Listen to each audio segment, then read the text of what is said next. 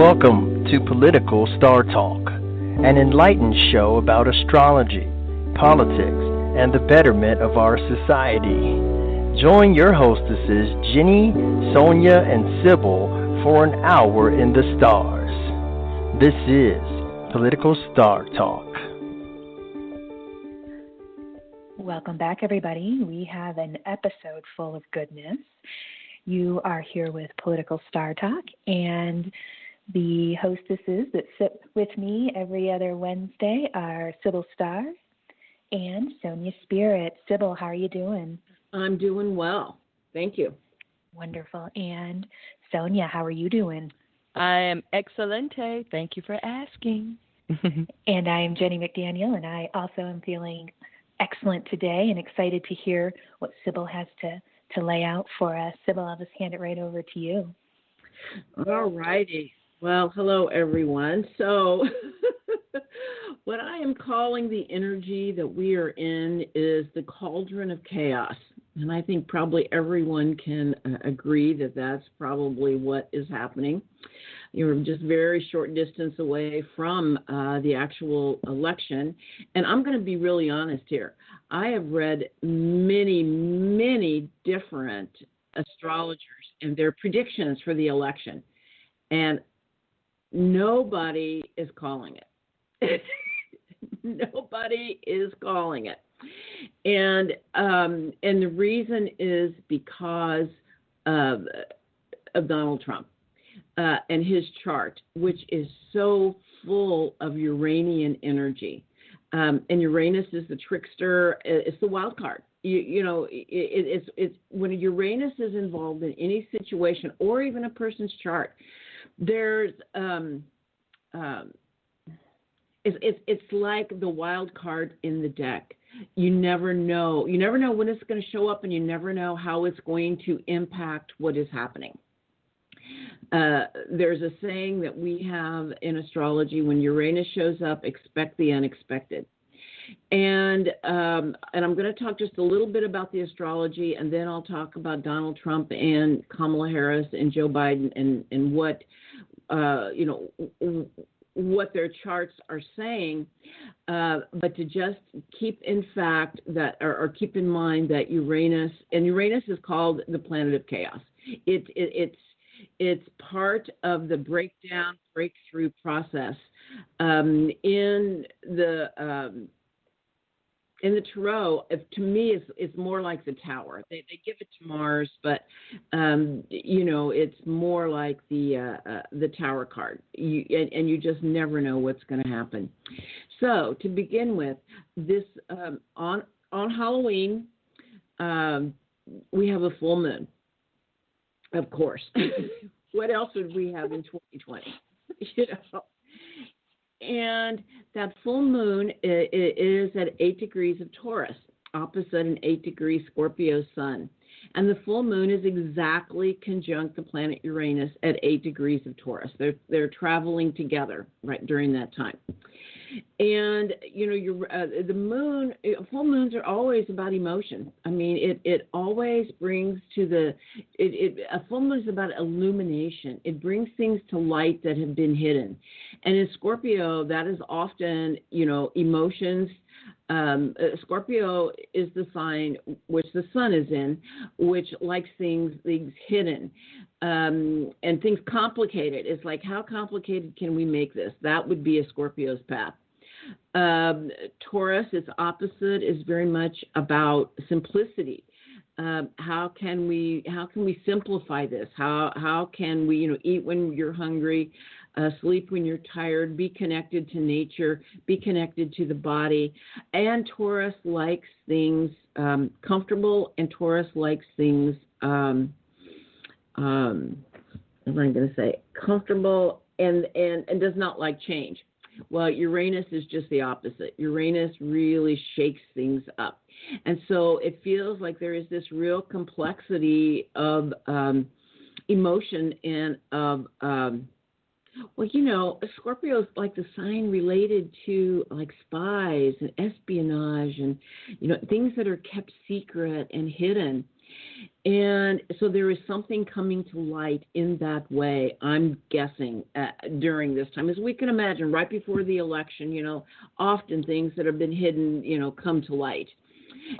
And I'm going to say on a personal basis, this is a very relationship-oriented kind of an energy, and relationships might get really shook, your personal relationships. But it's things that need to come to the surface. Maybe that thing that you've been needing to talk to your partner about but just haven't been doing it. Or something, a secret. Secrets coming to light that really shake things up. That is a huge potential for that. But to know, and of course Halloween. I mean, this begins the season of the thinning of the veil, and this is a time when a lot of souls cross over. It's like the veil parts, and souls take their opportunity to cross over. So we might see a lot of death during this time. And Uranus also has a lot to do with weather. I'm saying we could also have some huge weather shakeups where, which opens the door to allow people to cross over more easily. But it is also the time when the veil is thin, that those from the other side come to help or make their presence known. I remember in one election, because it's interesting because the election always falls on the first Tuesday in November, or the presidential election, and it's in the time of Scorpio when the veil is really thin, and it is a time of death and rebirth. It's just kind of interesting that the election always happens then. So, and another thing I'm going to say, too, if you have an opportunity that weekend, it might be a really good time to do a ceremony. With Uranus, it's a very psychic time. It's a potential for downloads, creating space for some really important downloads to happen. Let's see, what else? I'm just going to say it's a wild ride and anything can happen. So, and of course, the message of Taurus is always about, holding your seat. It's like being it's almost like a roller coaster ride is what it's kind of showing me. And to just hold your seat and know that, Mr. Toad's wild ride could certainly happen over the next few weeks, and especially around Halloween. Taurus is about that being like the tree in the storm, whose roots go down to the ground while the storm swirls around. That it is just simply some wild energy happening.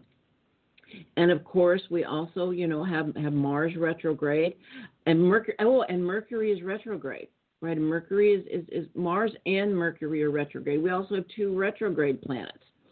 And I don't know if you have seen in the night sky, but when Mars is retrograde, it is when it's closest to the Earth.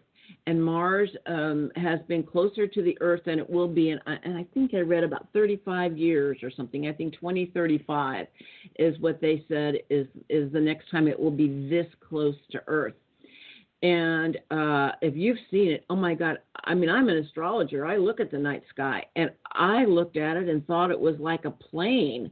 It was so bright, and it wasn't nearly as red as it normally is. And so that was kind of, it was kind of shocking just how bright it is. And so needless to say, when an energy is really close, it has tremendous impact. And Mars is the warrior. The warrior energy is just simply really strong. But when Mars is retrograde, it's really asking us to look within for our own triggers and reactions, and to how can you be effective? Mars likes to get things done. It's action, it's direction. But it is a time to regroup, reassess our direction in life, and to look at our own triggers, because the goal is to be effective, not just throwing rage around. Once we become aware of our triggers, we can choose to respond instead of just react. And I feel like that's one of the big teachings in this cauldron of chaos, is this rage that is just boiling over everywhere, and for people to take responsibility for their own emotions and to change their reactions to responses, because Mars retrograde really asks us to go within and to look, and that's actually how we change everything. Mercury is retrograde, and by the way, Mars goes direct on Friday the 13th in November. So it's like all of these days that are like kind of auspicious, with very interesting energy, are activated. Let's see, what was it? I can't remember. Anyway, so now we're into Mercury retrograde. So Mercury retrograde, of course, we all know Mercury retrograde. When Mercury retrograde comes in, and we're in Mercury retrograde right now, it's going to go direct on election day, on on November 3rd. And Mercury retrograde brings in communication, technology issues. I don't know about you, but I have had one thing after another with my computer, with my printer, with just about anything. Is something that I have had to either seek help for, or and it's just been ongoing.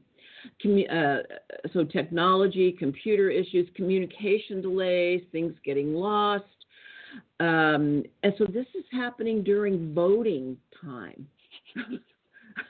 Jesus help us. Yes, I know. I mean, we can expect, my guess is we'll be finding ballots months after the election. I don't know how this election could go smoothly in this cauldron of chaos. And I'm quite sure that we are not going to know immediately after the election the result. It's going to take some time. And I have read several articles that both political parties have in place teams to contest the election, regardless of who wins. Both are going to contest. Or not, not both. Whoever is, I'm going to say, declared the winner, the other side is going to contest it. And they have teams in place already planning this, and have for a while. So nothing, I believe, is going to go smoothly about this. Okay. All right. So let's see. Anything else I want to say about here? And Mercury retrograde has moved into Libra.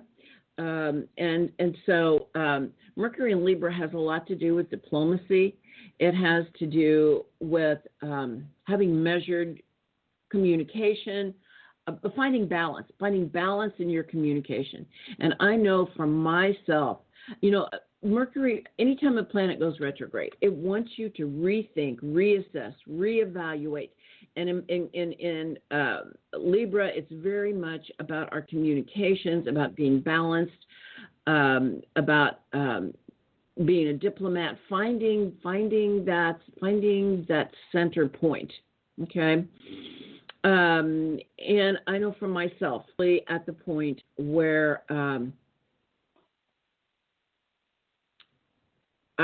any situation where sides are being taken, where it's us versus them, I can't go there. I have found that I can see the good, the bad, and the ugly in both sides, in this election. I mean, there's many, many political persuasions, many, many different perspectives.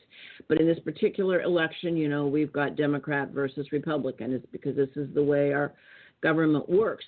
And I have just found that I can no longer step into the waters of us versus them for any reason, and not even just Democrat versus Republican, conservative versus liberal. I mean, anything where there is an us versus them, my psyche cannot go there. This divisiveness, I cannot participate in it. I can't. It almost makes me physically ill. So I have really stepped back from that. And I feel like that might be a teaching for all of us, is to really recognize that it's two sides of the same coin. There is really no right and wrong. It is one perspective versus another perspective, and they aren't right or they aren't wrong. They each have, like I said, the good, the bad, and the ugly. They have something good. They have something, and just my own perspective, both political parties, since we just have a two-party system, they have incredible power, and they both become incredibly corrupt. And I can't vote for either party. Okay, myself. That's just me. I have big, and I'm going to say, too, something else that has kind of shown up for me in this balance, and I heard someone say this, and it makes a lot of sense to me.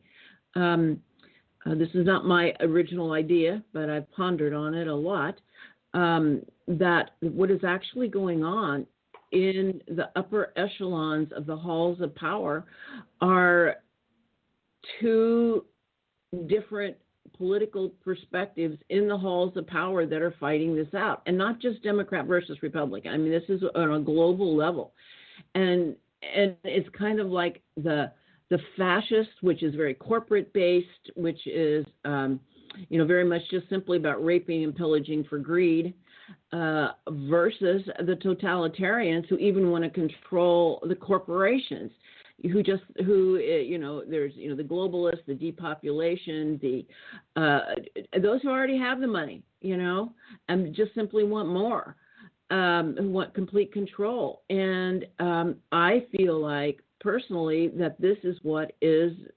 It makes sense to me, and we're just kind of the pawns in this big global battle that is going on. Whereas Trump and the Republicans represent the fascists, the corporatists, the corporatocracy, whereas the Democrats have just stepped in line to the totalitarian lockdown, WHO, New World Order perspective. And whether or not the Democrats are aware of this, whether many of them are participating and not actually aware of this, or whether I'm quite sure in the halls of power there is absolute collusion.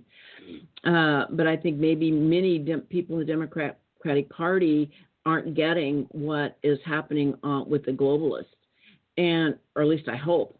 I don't know that, but and so my fondest hope is a Libra balance, which would be that both parties just basically neutralize each other in our election. Like, let's just say we know the Democrats have the House, and the Republicans have now politicized the Supreme Court. Okay, and we know that that's happening. So my fondest hope would be that whichever side wins the presidency, that the other side will win the Senate, and that they can just all neutralize each other out to the point where they don't get much done, and the rest of us can work on creating a new world. That's kind of where our focus will be, and not having to deal with them. Although I know we have to have one foot in this world, and they are here, but that would be my fondest hope. So is that they just simply because they both are so. What they have in store for us, in my belief, is neither one is good. Okay, so it's really up to the people, and that is as we move into the Aquarian age, and that is the big shift that is happening. In many people are really recognizing on December 21st, 2020, there is this big Jupiter-Saturn conjunction in Aquarius, and Jupiter has a lot to do with the visioning process, its opportunity, its doors opening. Jupiter brings blessings, bringing Aquarian blessings. And Saturn is about manifestation. Bring it into our reality. And so I see it as the manifestation of the vision of the Aquarian age.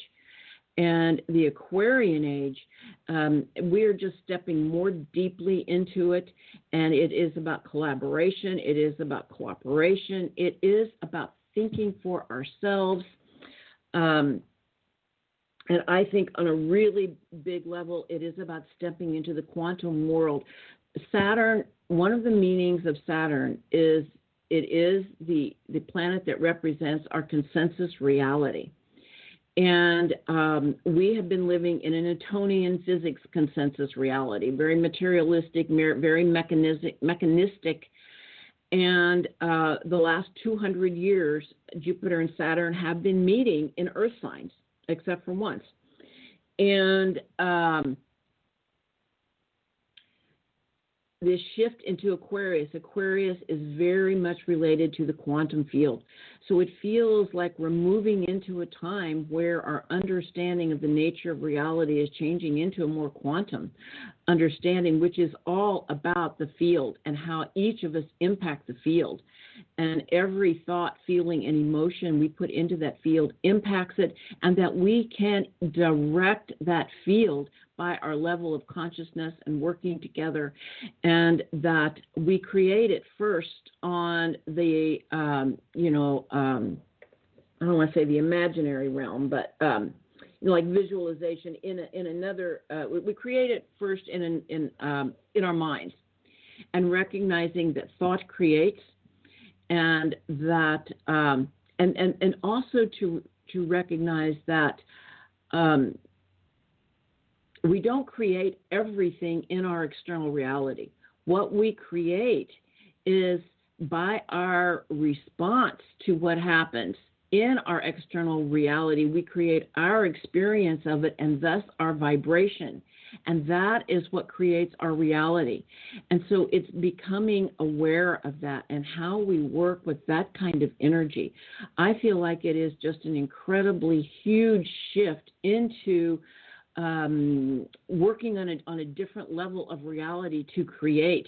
That's why I'm hoping, of course, the thing is, we know the breakdown is kind of like going on in the background. I mean, it's happening. It's not like it's not happening. And it does bring up fear, and that is another thing Saturn brings up, is fear. And then, of course, the shadow side of Aquarius is the misuse of technology. And I think everyone is concerned about AI, artificial intelligence, and how this is so coming into our world, and how we need to be really aware of that. And that's why these vaccines that are coming that are so, there's no need for them. If they obviously have to have another agenda. When there's a 99.6 survival rate from an influenza, there is no need for a vaccine. But these mandatory vaccines are being pushed right and left. We're hearing about it. All of this technology is going up into space that is connected to 5D. And on one hand, if we looked at, if it was just fascist and corporatist, it would just be about the pharmaceuticals making a huge shitload of money, which, they are. But the totalitarian perspective is about, the potential to use AI in these vaccines for control and for the digitalization of people, which is already happening in places around the world, such as, West Africa and India.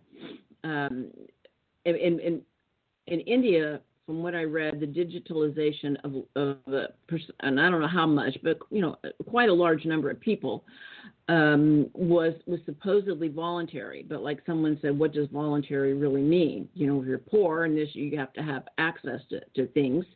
In West Africa, what I have read, it is not voluntary. The poor, there is a plan with Bill Gates, MasterCard, and I don't know, a third company that I'm not sure, I can't remember who that is, about the digitalization of the poor. Because they say, of course, we can get all your medical records, you can do all of your banking, you just have to put your arm out, they'll scan you. This is the shadow side of Aquarius, is AI.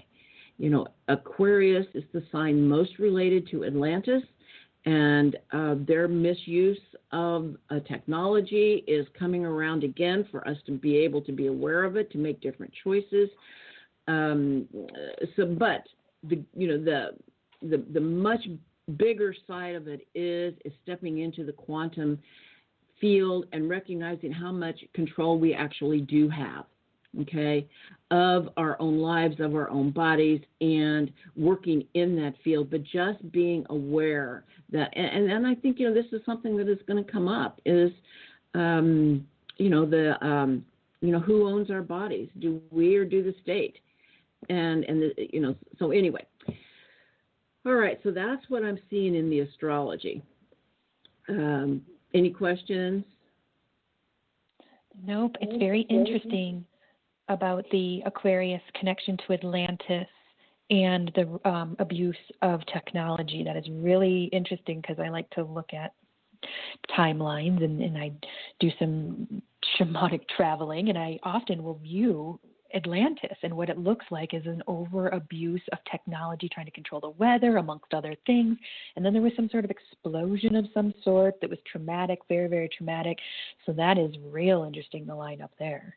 Yeah, well, absolutely. also, I'm sorry, with respect to technology, though, how you saying it's being abused, it's also a different affront or attack against consciousness.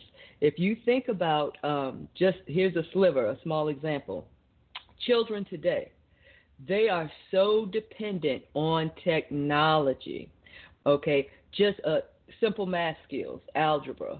I tutor my niece, and it's just amazing how much she is dependent on technology for things that she could do herself if she was trained to think that way, okay? So technology, all this convenience and microwave and instantaneous gratification is crippling our consciousness. Absolutely. That's my two. Yeah, I totally agree. And I also listened to, absolutely, Sonya. That is the other piece. Everybody is addicted to technology, but the children mostly, or more so. And what I have been reading and come to understand is this is intentional. The children are being targeted. And of course, it won't take long before the microchipping of children, and of course, the big thing is, your children will be safe. They can be tracked. No one can take them if they're microchipped. Yeah, but they have to. But the key is to, if you can sell it to the parents out of fear, and they get their children chipped, then you don't have to worry about any more generations, because the new generations have come in and are already trained. They're already comfortable with it. It's like the TV when we were growing up, okay, versus when our grandparents were growing up. They didn't have a TV. That was a foreign object to them. It wasn't to us, okay? Right. It'll be the same, and that's once you get the children, you don't have to worry about the older people. You just got to get enough of the older generation. You can scare them into adopting or accepting the technology in its abusive form, because I don't want to make it sound like technology in and of itself is evil. But once you get that handful of people that you need at that level to buy into it, the new generation, if you can force it on them through their parents, that's ideal, or through the system, like with immunization. Right. Exactly. And there is a whole lot of young parents that are aware of this. I'm going to say a lot of parents aren't, but I think more and more people are waking up to this. And just like you said, yes, Sonya, there is a right use of technology. There is and that is the key. Technology is related to the sign Aquarius, and there are ways, of course, that we can use it to really accelerate our awakening and to accelerate many things. But there's also with it the huge potential for misuse and control and power. And but the key, of course, in the Aquarian age is about awakening, and it is thinking for oneself. Aquarius is the sign of the heretic. It is the sign of the one who questions authority. It's the one who, and the other shadow side of Aquarius is herd mentality, because it is about group. But, it is about the power of groups coming together and how much more powerful group energy is than individual energy. That's why the vibration needs to be high to not succumb to herd mentality. It is about continuing to think for oneself while bringing your gifts to the group. That way you have a conscious collective instead of unconscious collective. I mean, that would be the goal. Okay. Sounds good to me. Yeah.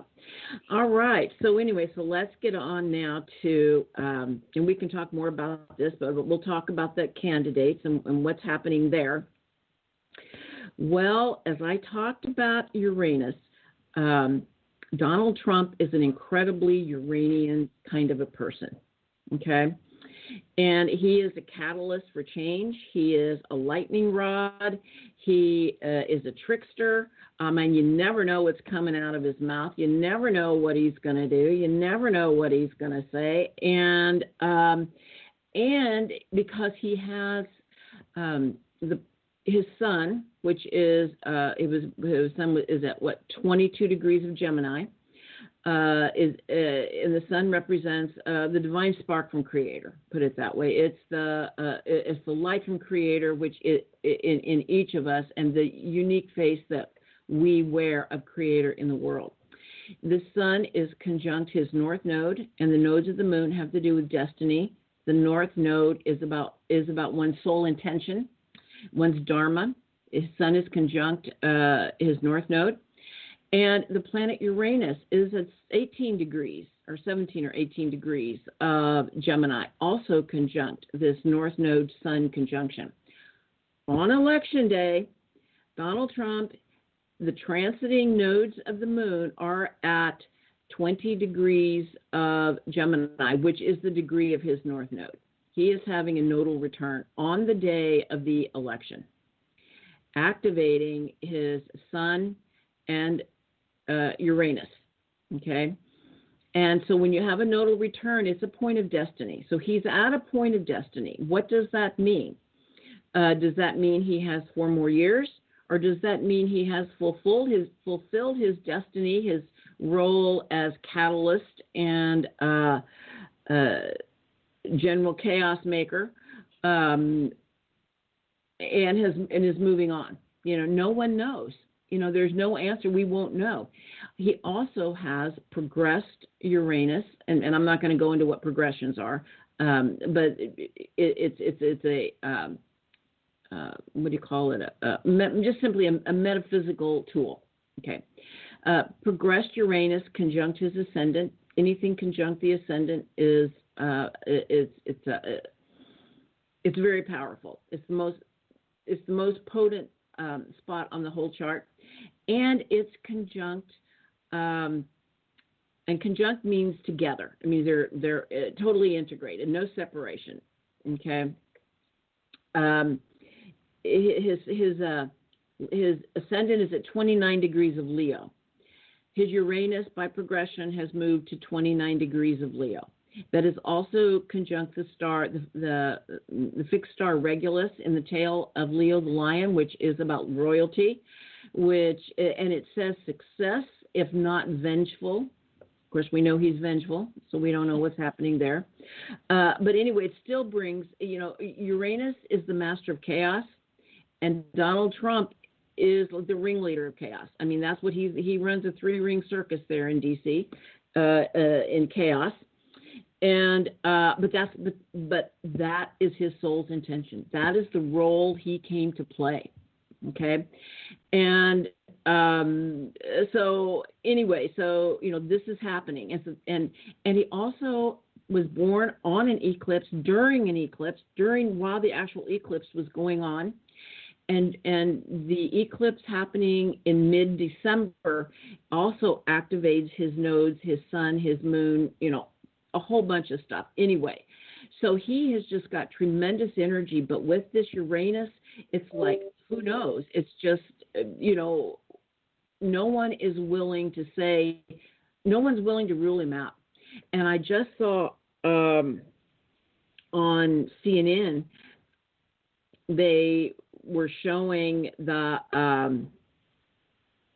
what do you call it, the electoral votes that they are saying Joe Biden has versus what Donald Trump has, yada, yada. And anyway, needless to say, Joe Biden's way ahead.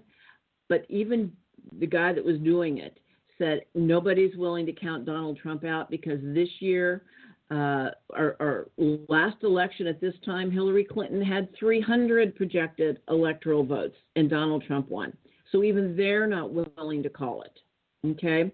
And it could go either way. You know, I don't know.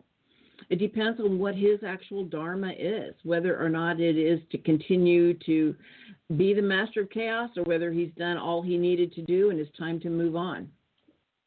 Okay. Now for, let me pull these people up here. All right, we've got, all right. So, okay, Joe Biden. Well, I have to be honest, his chart, he has got just about nothing going on. His chart is so dead, there's nothing I can even talk about. Okay? That is hilarious.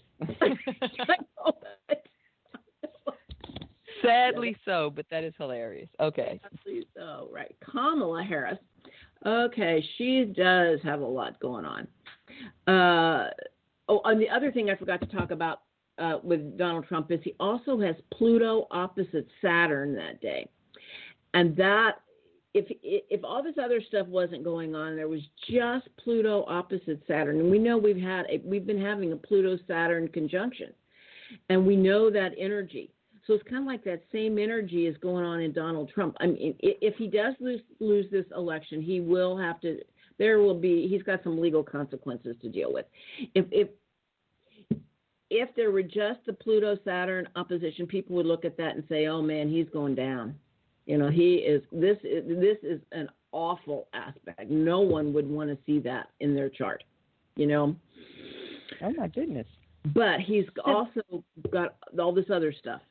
I got a quick question before we move on to Biden and Kamala. I think we already covered Biden. But do you think that some of these aspects that we're speaking of with Donald Trump could indicate that he will do something erratic and dangerous in the White House, like not give up his position or some dramatic thing like that? Oh, I've been reading some things.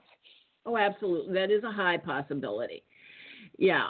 You know what? He's admitted to such. Yeah. Oh, absolutely. Right. Yeah. Look, he's already said that he is not going to accept cheating, which all that translates into is if I lose, right, I'm not going to accept it. He's already admitted it. Yeah. Because who's cheating? No one's cheating. He's fabricating all of these stories. So everybody's cheating. Oh, right. Right. So cheating. When he loses, it's because of cheating, and he is not going to stand for it. He is going to force an investigation, which is going to take time. He's not going to leave the office. That would be a disservice to the people. You just watch this prediction that's coming up. I absolutely believe you're right, Sonia, but I just want to be clear that the other side is cheating too. Oh, yes, ma'am. Oh, no. I agreed with you earlier. Yes, ma'am. Listen, I know that they are both sides, different sides of the same coin. Yes, ma'am. Yes, absolutely. But your scenario, absolutely. I would say the likelihood of that is high. Yeah. Nothing's going to go easy. Nothing's going to go smooth. And like I said, they've both got teams in play already to contest the election. So, it's happening. Right. Everybody's ready for a fight, aren't they? Absolutely. The real fight's going to come after the election. Mars goes direct on the 13th, and that's when the real fight is going to happen. Right. Interesting. It may be that's around the time we actually get the results, and that's when the fight starts. Oh, I'm going to say the fight will probably start immediately. The fight will probably start immediately, fighting for votes, fighting for this. But, it's happening. So, and like I said, when you go outside and look at the night sky and you see a star you haven't seen before that is so bright, know that is Mars. And Mars is the god of war. The god of war is here.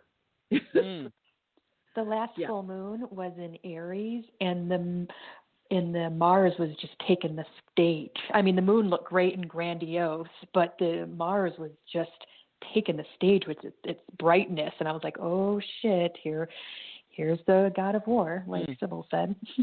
Yeah. And I'm going to say this, with the shift of energy moving more into Aquarius, it actually feels more like the Democrats actually win. Now, I don't know that that's going to happen, but like I said, you can never count Trump out. But I'm going to just say the energy shift of moving, it kind of feels like it's more moving into an alignment with the totalitarians instead of the fascists. I could be wrong. I'm just talking about how the energy that I'm feeling. Okay. And, yeah. So, all right. So now, are you ready to go to Kamala, or do you want to continue talking about this? Let's look at Kamala's fire. Okay, Kamala's got some big fire. All right, so Kamala has got, actually on election day, Donald Trump and Kamala were both born on the full moon. Okay, just, just right in the middle of it. Both of them were born on a full moon. It's just that Trump was born on an eclipse and Kamala was not. And so she's got an Aries moon, she's a fighter, and she's got a Libra sun, so it's that self versus other, a justice, no wonder she's in law enforcement, not law enforcement, she's with DA, not law enforcement. And I guess that's kind of a form of law enforcement, district attorney, and then attorney general of California, and now senator. Well, she's got the planet Saturn in a square to that. So that, that's a challenge, but it's one of those kind of challenging aspects that often make people kind of stand up to their own full ability. It's kind of like, it's an aspect, what it is attempting to do is about personal authority.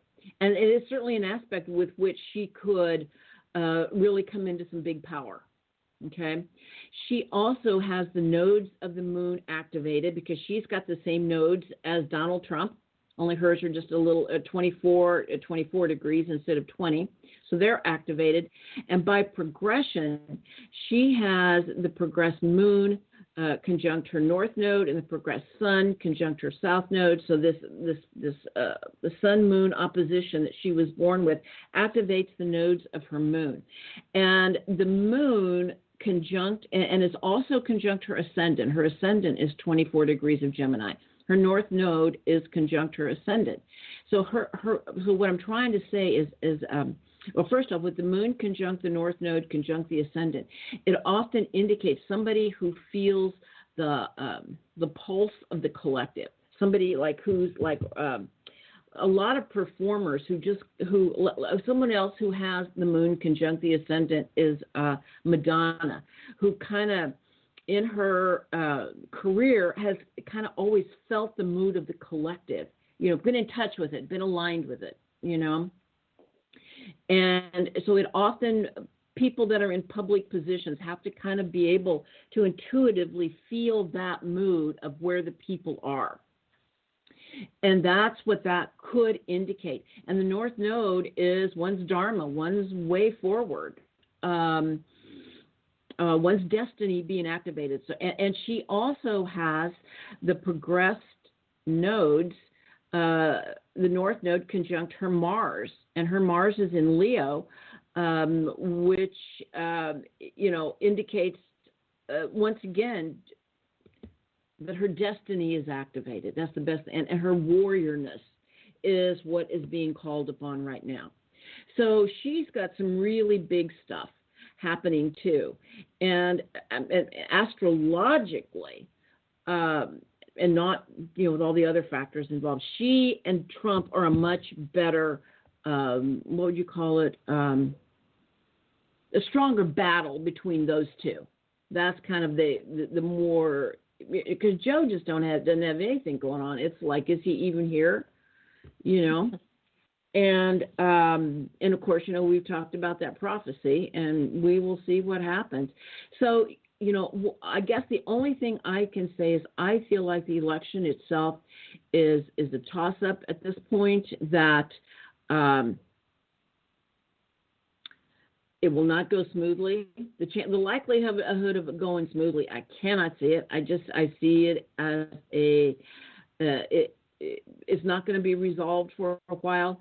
But once we move into the winter solstice with that Jupiter-Saturn conjunction, I'm going to say things calm down but in a different way. It feels more like I'm just going to say the totalitarian aspect versus the fascist aspect. But the totalitarians want to own the fascist as well, the corporations. So, but Aquarius, and Aquarius is about the people. It's about time to stop giving our power away to those who don't serve us. It's about the power of the people. That's the other thing I want to say. Aquarius is about revolution.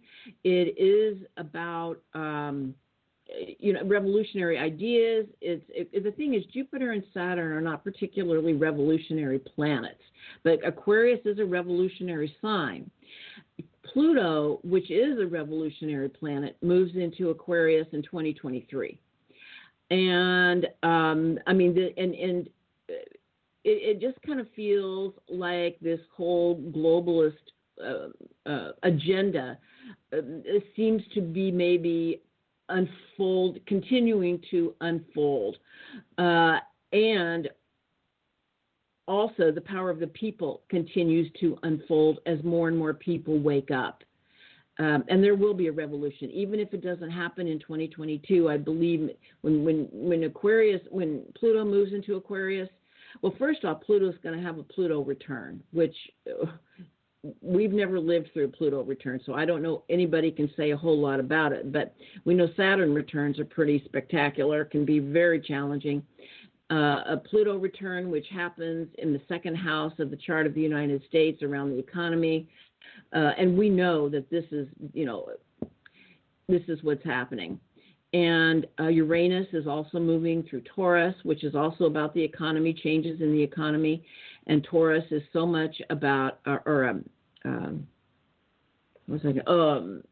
Uranus is about necessity being the mother of invention.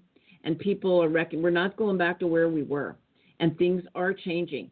And I feel like the big key is for people to wake up to the quantum field, and that we do have control and to recognize that each one of us are creating this world in each moment by choices we make. And that, because no matter what happens in the external world, it's still about our own spiritual journey of self-mastery. And it's still, everything is divine. This is the divine stage in which we are playing out our own soul growth. And it is about our choices, each one of us. And I feel like that is the big teaching of Aquarius. It's the teaching of Namaste. The light in me honors the light in you, and letting our own light shine brightly in collaboration with everyone else's light of Creator. And that's how we change the world. Hear, hear. Amen. Yeah. So anyway, that's what I see. This 2023 is when you said there would be some maybe revolutionary energy, and you said Pluto had something to do with that. Is that what you said, Sibyl? Yes. Yeah, Pluto will move into Aquarius for a few months, go back retrograde into a Capricorn. Then in 2024, it's fully into Aquarius. And, of course, the French Revolution happened with Pluto in Aquarius. It's a very revolutionary kind of energy. Looking forward to that. So it looks like maybe we're entering, well, we have been, but continuing to stay into some chaos, and maybe there'll be some big hits with the people stepping up their power and recognizing it and moving together in organization. I look forward to that. Oh, yeah. Aquarius is about grassroots organizations. Absolutely. It's about the people coming together. Yeah, that's what it's about. Mm-hmm. We need that. I think that is well, that's a powerful what it's going to take. Yeah, That's what it's going to take. Yep, we need to go back and study what the hippies were getting into. I've already studied a lot of it, but I think that they were hitting on some good stuff there. And by the way, if you haven't seen, there's a new movie out on Netflix, and it's called The Trial of the Chicago 7. It is really good. What's it about? Well, it is the about Chicago 7. yeah, the Chicago 7, the demonstrations, the protest at the Democratic National Convention in 1968. Oh. And so they put the leaders of these groups that were in opposition of the war on trial, and they actually threw in someone from the Black Panther Party to make it scarier. But yeah, it is. I saw it, Sibyl. You saw it? Oh yeah. God, it is a good movie. Yeah, So it's about it. Originally, it was 8 of them, but they ended up severing off the trial of Eldridge Cleaver, who wasn't a part of what they were doing anyway. And they became known as the Chicago 7 and the infamous trial of the Chicago 7. Right, and how watch police, it. Yeah, how the police actually were the instigators of violence. Yeah, just like now. Yeah, just like now. So I think young protesters really need to watch this. It's really good. Oh, I'm sure they are. Yeah, I'm sure they are. Yeah, because it's the kind of fuel that they would need for their passion. You know what I mean? Yeah. The more things change, the more they remain the same. It's 50, 60 years later, and we're still experiencing the same nonsense.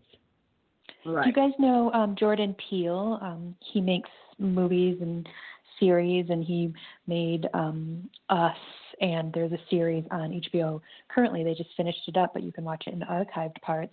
It's called Lovecraft Country, and Jordan Peele is really doing it. I think he's great and phenomenal, but he's really bringing some awarenesses around the 30s and the 50s and all these movements that were made throughout our past, and really getting inside into the personal lives of the Black community and seeing how they responded and how that affected them. It's also science fiction, so there's a lot of time travel. So I'm digging on both civil aspects as well as the time travel. Okay. But Jordan Peele, incredible. I think you would call him a producer or director, or maybe the writer. Maybe he does it all. But incredible work. Look up all of his stuff. It's wild, and well, I'm really familiar with his work. Is that on HBO? Lovecraft? It is. Okay. Yep. I'm sure it'll be other places soon. But they just got done airing the last episode on Sunday for the first season, and it did get picked up for a second season. My boyfriend looked it up because we liked it so much. We were hoping we get to watch a second season. His work is great. It's just incredible. You know, Sonia, but anyone else listening. Yeah. And I'm going to watch that. Did you call it what 7? Chicago 7. I didn't know much about it. About it, so thanks for shining a light. The trial. Well, if you go to Netflix, it'll be your immediate banner because they're still promoting it heavily. So, but yeah, it's the trial of the Chicago 7. Oh, I'll fill in some more information that I already picked up along the way of watching the Democratic space in the 60s. Around the same time, there was the Weather Underground who kind of hijacked the DNC or the Student Council for the Democratic, Student Society, and they were really putting together some crazy stuff and ended up blowing up government buildings in the 70s and 80s.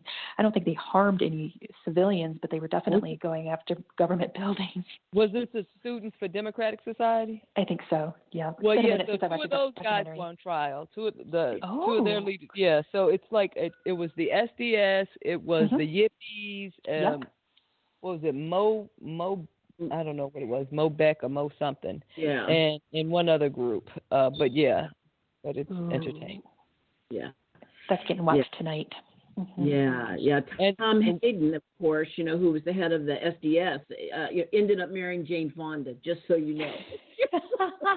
Revolution meets revolution. California congressman, right. I remember in the 90s, I would mention the name Jane Fonda, and I'd get a lot of conservative type people, hemming and hawing about her and how she said what she said during the Vietnam War. And I had to go back and look because I didn't know what they were talking about. And I'm like, oh, I agree with her. And these people are very much just like, she got blackballed, didn't she? Yeah. Mm-hmm. And of course it was the media, just like anything, media stirring the pot. The media is just so complicit in all of the chaos that's happening. Well, that's because they are a component of the corporations, as I've mentioned before, in the U.S., like 95% 5% of all media is controlled by 6 corporations. That is insane. So, we think of the media as an independent arm or, this truth-telling machine, but it's not. It's owned like everything else. So, whatever message that we receive or is being sent is by design. Absolutely. Yeah, totally. I get that. Yeah. Well, ladies, we have a few more minutes. Is there anything else we should cover before, I guess from the sound of it, we won't know the answer of the election potentially at our next show. Before the show, we were talking about how this might be our last show before or it is the last show before the election, but from the sound of it, we might not know the answer by the next show, which is the day after the election. Well, I did want to ask Sibyl, and you can respond to what Jennie said, but did you see anything for like winter solstice? What kind of energy do you see around it? Okay, this Jupiter-Saturn conjunction happens on winter solstice, on that day. Okay. Yeah, so that, and by the way, so I'm actually having an event that day, which is a combination class on the Jupiter-Saturn conjunction and ceremony for the winter solstice, because the winter solstice is, of course, planting the seed. And so I feel like having a ceremony that day to usher in this new energy, this new Aquarian energy, and we want to plant that seed. So it's a huge day. It's a day of the big energy shift. It's the shift. It's one of the pieces of the shift that is coming. Okay. Yeah, it's a big day. Lots to look forward to. Okay. And so, and you say yes, you're supporting or encouraging celebrations on this day at the Saturn? Absolutely. Okay. And I'm actually having an online event to explain what this energy is, and then to have a ceremony to usher it in, to plant the seed, to usher it in, to plant it in our consciousness, to know it is a big. I think last time I talked about us, they say they don't know. We basically still have 1 foot in the Piscean age, 1 foot in the Aquarian age. But I feel like with these outer planets moving into Aquarius, it is actually moving more quickly than maybe it has in the past. Okay, because this Aquarian energy, we're just ripe for it. It's just time, and it's moving. We're moving quickly into it, and this is like a big leap into the Aquarian age. I've been waiting for that. I love it. I love that energy. And I feel like generations before us were helping us prepare for that entering, I guess we'll call it. You look back to the revolutions, well, all of them. You can look back at the turn of the century, the 20s, rebellion against prohibition. You see the 40s having the beatniks coming through and poets and what have you. And then the 50s and the 60s, we've been cultivating this and we've been working toward it. And I'm real excited to be front row and center while it pops, so to speak. So it's going to be exciting. And there's another level of astrology called soul-centered astrology that places Jupiter as the actual ruler of Aquarius and if you're familiar with the 7 rays by Alice Bailey, I don't know, it's a very esoteric stuff. But anyway, she talks about these 7 rays of energy and is related to the second ray, which is the heart chakra. Basically, it is a shift to the heart chakra. That's what this energy is truly about. Christ consciousness. Exactly. Right. This is where we're headed. Okay. Excellent. Wonderful. 2,000 years after the man walked the earth, or I guess that's debatable, but I believe he did. Wonderful. I do feel like the hippies had some parallel energies to the time of Jesus. And I also feel like we have some parallel energies, and you're kind of confirming how I felt. So thank you so much, Sibyl and Sonya. This is Political Star Talk. We will be here the day after the election. And from the sounds of it, we might be doing another show after that to tie up our first season. We will be back with some more information on that. And until then, we wish you a good week. Until next time. Bye-bye. Bye.